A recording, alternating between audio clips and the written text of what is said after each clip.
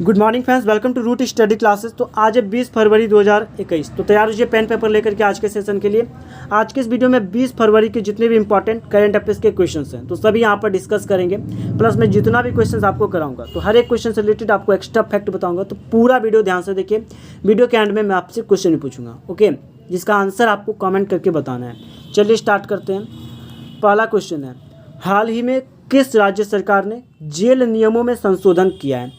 तो हाल ही में जेल के कुछ नियमों को संशोधित किया है राजस्थान गवर्नमेंट ने। राजस्थान की जो सरकार है तो इसने जेल नियम को अभी संशोधित किया है। तो ऑप्शन बी सही उत्तर हो जाएगा।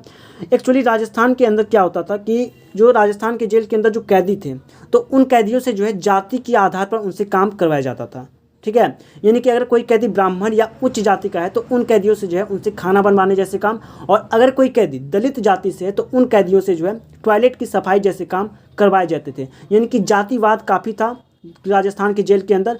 अब इस नियम को जो है राजस्थान गवर्नमेंट ने संशोधित कर दिया है। और गवर्नमेंट ने संशोधित नियम में ये कहा है कि राजस्थान के जेल में अब किसी भी कैदी से जो है उनकी जाति या उनके धर्म के आधार पर उनसे अब काम नहीं करवाया जाएगा, ठीक है।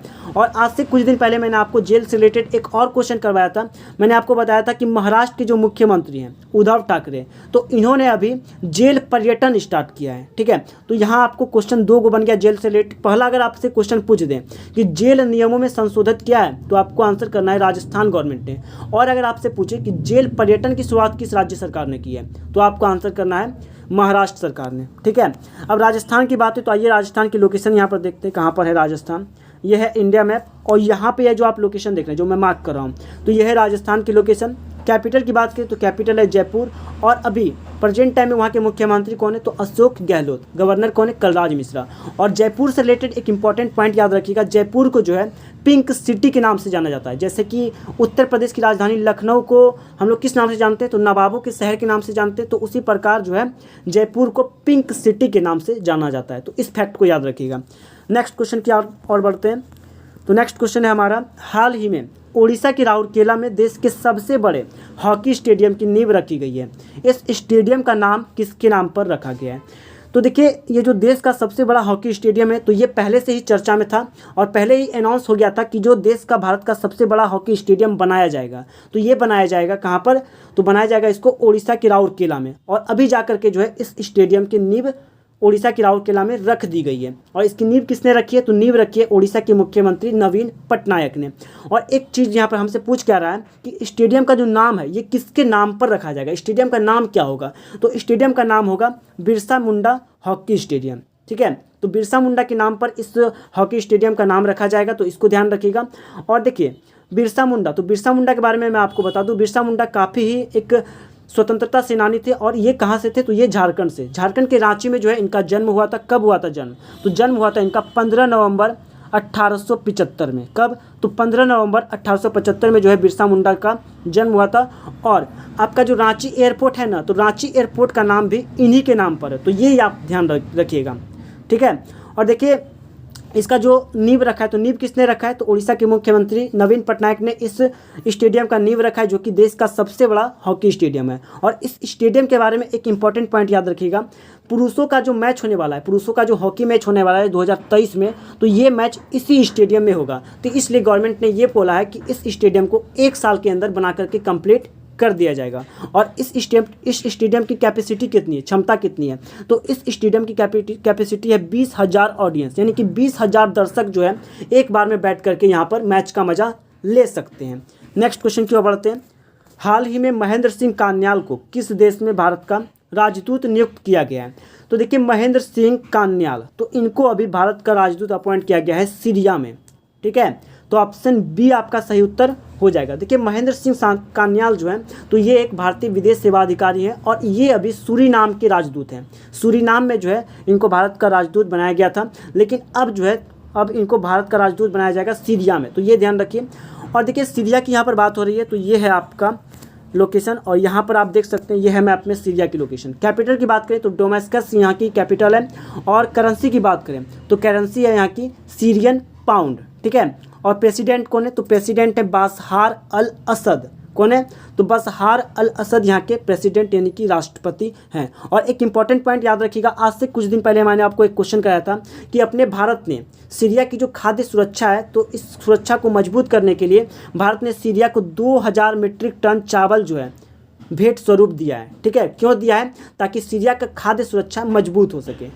नेक्स्ट क्वेश्चन की ओर बढ़ते हैं।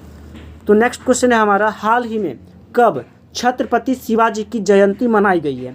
तो देखिए, छत्रपति शिवाजी महाराज, तो इनकी हाल ही में जयंती मनाई गई है 19 फरवरी को। ठीक है, देखिए छत्रपति शिवाजी महाराज का जो जन्म है तो ये हुआ था 19 फरवरी 1630 में। कब हुआ था? तो 19 फरवरी 1630 में जो है छत्रपति शिवाजी महाराज का जन्म हुआ था। और आप यहाँ पर देख सकते हैं, तो यही है महान योद्धा छत्रपति शिवाजी महाराज। नेक्स्ट क्वेश्चन की ओर बढ़ते हैं। तो नेक्स्ट क्वेश्चन है, हाल ही में आरबीआई ने किस ग्रुप को डीएचएफएल के अधिग्रहण की मंजूरी दी दी है? तो देखिए, अभी हाल ही में RBI, reserve bank of India ने अभी पीरामल ग्रुप को जो है, किसको? जैसे कि आपका टाटा ग्रुप है, महिंद्रा ग्रुप है, रिलायंस इंडस्ट्रीज है, तो उसी प्रकार ये एक कंपनी है पीरामल ग्रुप। और पीरामल ग्रुप को जो है डीएचएफएल के अधिग्रहण की मंजूरी मिल गई है आरबीआई के द्वारा। तो ये ध्यान रखिएगा, आरबीआई ने अब पीरामल ग्रुप को मंजूरी दे दी है कि अब आप डीएचएफएल का जो है अधिग्रहण कर सकते हैं। अब देखिए यहाँ पर क्या क्या हम लोग डिस्कस करने वाले हैं। पहला तो डीएचएफएल को देखेंगे क्या है ये, उसके बाद पीरामल ग्रुप और उसके बाद आरबीआई, तो तीनों को एक तरफ से जानेंगे। तो सबसे पहले हम लोग यहाँ पर जान लेते हैं डीएचएफएल, क्योंकि इसका अधिग्रहण करेगी कौन? तो पीरामल ग्रुप। तो डीएचएफएल इसका यहाँ पर फुल फॉर्म क्या है? तो डीएचएफएल इसका फुल फॉर्म है दीवान हाउसिंग फाइनेंस लिमिटेड। इसको स्थापित किया गया था 1984 में।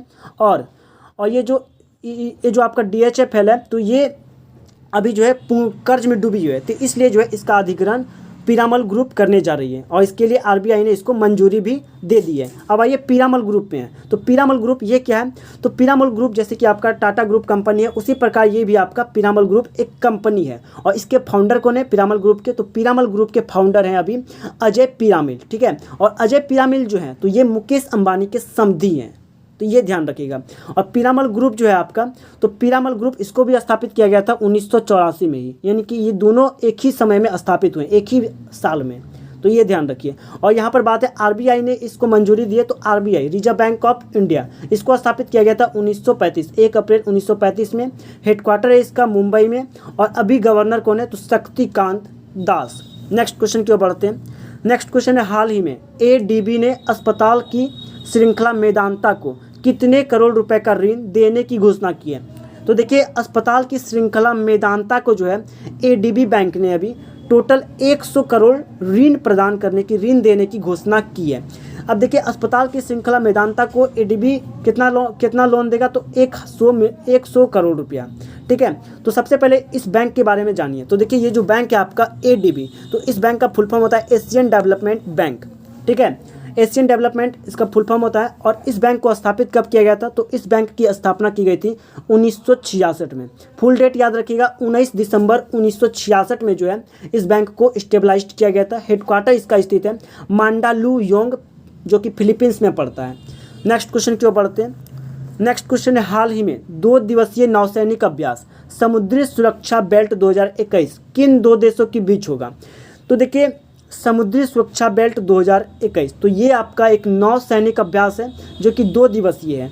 और इसका ये जो एक्सरसाइज है, समुद्री सुरक्षा बेल्ट एक्सरसाइज, तो ये होता है ईरान और रसिया के बीच। देखिए, इस क्वेश्चन को बताने का मकसद ये है, ये जो आपका एक्सरसाइज है, तो ये एक्सरसाइज इतना लचीला है कि इस एक्सरसाइज में कोई भी कंट्री जो है इन्वॉल्व हो सकता है। और अभी हाल में अपने भारत ने भी इस एक्सरसाइज को ज्वाइन कर लिया है।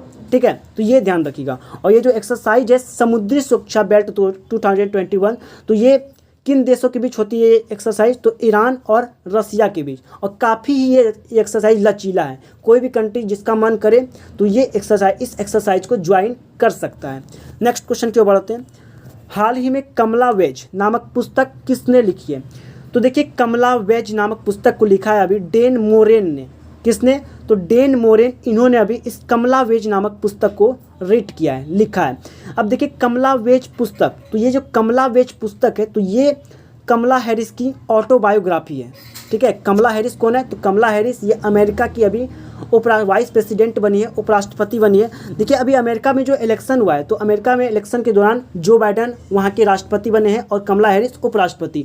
और जो बाइडन जो वहाँ के राष्ट्रपति बने हैं, तो ये किस नंबर के राष्ट्रपति बने? तो ये 46वें राष्ट्रपति बने हैं। और कमला हैरिस ये 49वीं उपराष्ट्रपति बनी है। और कमला हैरिस ये भारतीय मूल की है, तो ये ध्यान रखिएगा। और पहली बार हुआ है कि कोई महिला उपराष्ट्रपति बनी है अमेरिका में, ठीक है ना।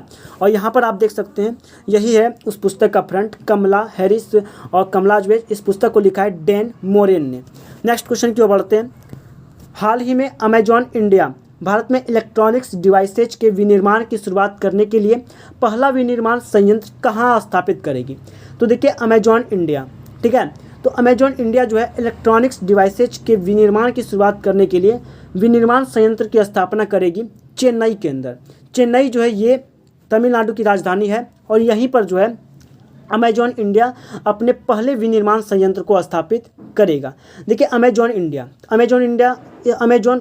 के बारे में आपने सुना ही होगा, जहाँ से आप कुछ सामान ऑर्डर करके आप मंगवा सकते हैं। एक बहुत बड़ी कंपनी है अमेजॉन। तो अमेजॉन के फाउंडर हैं जेफ बेजोस, जो कि टॉप 10 अमीरों की लिस्ट में आते हैं, ठीक है। और जेफ बेजोस इसके फाउंडर हैं। इस अमेजॉन को स्थापित कब किया गया था? तो 1994 में जो है अमेजॉन को स्थापित किया गया था और इसका हेडक्वार्टर है आपके वाशिंगटन में। नेक्स्ट क्वेश्चन की ओर बढ़ते हैं। हाल ही में किस मुख्यमंत्री को Skoch Chief Minister of the Year award से सम्मानित किया गया है? तो देखिए हाल ही में जो है Skoch Chief Minister of the Year award से सम्मानित किया गया है वाई.एस. जगन मोहन रेड्डी। देखिए वाई.एस. जगन मोहन रेड्डी ये आंध्र प्रदेश के मुख्यमंत्री हैं और इनको अभी Skoch Chief Minister of the Year award से जो है सम्मानित किया गया है। अब वाई.एस. जगन मोहन रेड्डी, तो ये कहाँ के मुख्यमंत्री? तो ये हैं आंध्र प्रदेश के मुख्यमंत्री। यहाँ पर आप देख सकते हैं, तो यही है वाई.एस. जगन मोहन रेड्डी और आंध्र प्रदेश के मुख्यमंत्री हैं। तो ये है आपका इंडिया मैप और यहाँ पर आप देख सकते हैं, ये है मैप में आंध्र प्रदेश। आंध्र प्रदेश का जो एरिया है, आंध्र प्रदेश का जो बॉर्डर है, तो ये भारत के 3 राज्यों के साथ, ये अपना बॉर्डर भारत के 5 राज्यों के साथ शेयर करता है। पहला तो आपका उड़ीसा, छत्तीसगढ़, तेलंगाना, कर्नाटक और तमिलनाडु। और आंध्र प्रदेश की 3 राजधानी है, याद रखिएगा। पहला राजधानी है विशाखापट्टनम, जो कि आपकी एग्जीक्यूटिव कैपिटल है, यानी कि कार्यपालिका राजधानी है। और उसके बाद है अमरावती, जो कि लेजिस्लेटिव कैपिटल है। और तीसरा है आपका कुर्नूल, जो कि जुडिशियली कैपिटल है, ठीक है। नेक्स्ट क्वेश्चन की ओर बढ़ते हैं। नेक्स्ट क्वेश्चन है आंसर ऑफ द डे। तो इस क्वेश्चन का आंसर आपको कमेंट करके बताना है क्या होगा, बताना था क्या होगा। क्वेश्चन पूछा गया था आप सभी से, हाल ही में किस राज्य में टिहरी झील महोत्सव का आयोजन किया गया है? तो देखिए टिहरी झील महोत्सव का जो आयोजन है ये किया गया है उत्तराखंड में, ठीक है। तो ऑप्शन ए आपका सही उत्तर हो जाएगा। टिहरी झील महोत्सव, इसका आयोजन कहाँ पर किया गया? तो उत्तराखंड के अंदर। नेक्स्ट क्वेश्चन की बढ़ते हैं। तो नेक्स्ट क्वेश्चन है क्वेश्चन ऑफ द डे। तो इसका आंसर आपको कमेंट करके बताना है क्या होगा। क्वेश्चन आप सभी के लिए, हाल ही में पुडुचेरी के उपराज्यपाल का अतिरिक्त प्रभार किसे दिया गया? अगर आपने कल वाला सेशन अगर आपने देखा होगा तो आपको पता होगा आंसर। तो आंसर आप कमेंट करके बताइए। ऑप्शन दिया हुआ है किरण बेदी, तमिली साई सौंदरराजन, नजमा हेपतुल्ला, इनमें से कोई नहीं। तो अभी पुडुचेरी के उपराज्यपाल का जो अतिरिक्त प्रभार है किसको दिया गया है? कमेंट करके अपना आंसर जरूर लिखिए। और अगर आपको वीडियो अच्छा लगता है तो वीडियो को लाइक कीजिए, ज़्यादा से ज़्यादा वीडियो शेयर कीजिए। तो चलिए आज के लिए इतना ही, मिलते हैं नेक्स्ट वीडियो में। तब तक के लिए जय हिंद, जय भारत।